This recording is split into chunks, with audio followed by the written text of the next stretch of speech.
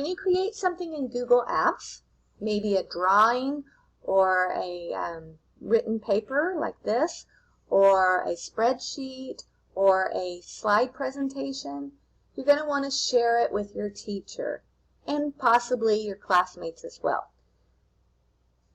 Here's how you share something with your teacher.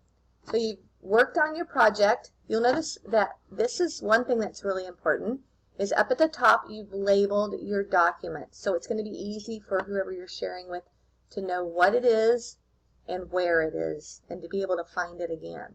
So I put my name, and then I've labeled what this document is about. It's actually about sharing documents. So that way the person getting the document will know what it's about. If you share something that's called untitled document, people are not going to know what it is. They're not going to know, they're not going to remember who it's from or anything like that. So make sure that you always label your information with your name and what it's about. Okay, so I've got my document here and I'm ready to share.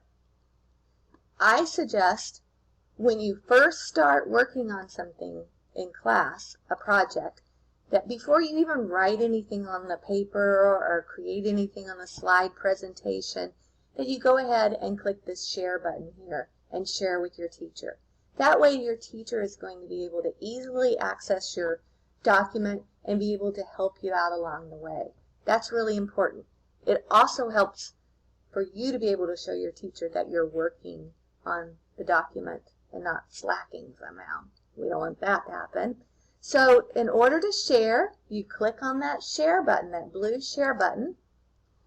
And right up front, the easiest thing to do is where it says share with others, you're going to type in your teacher's name. First thing, type in your teacher's name there.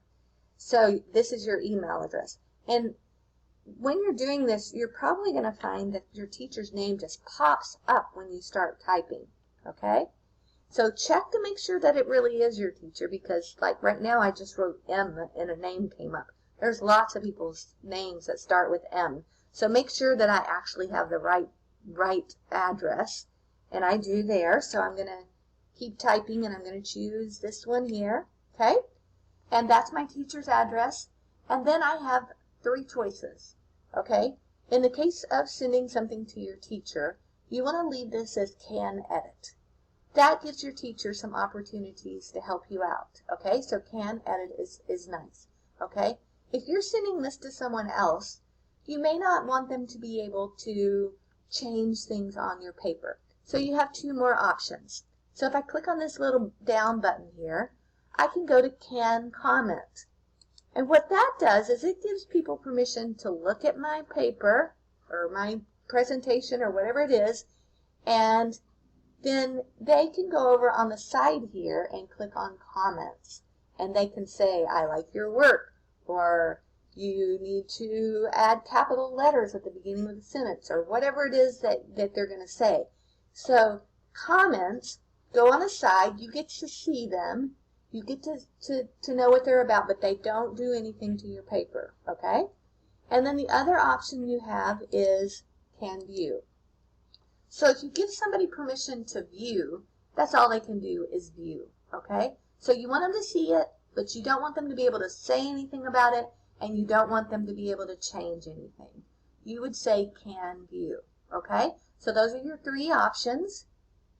Can edit, can comment, and can view. So with your teacher, you're going to give them editing rights. Okay? If you're sharing with somebody else, you need to decide what works best for that.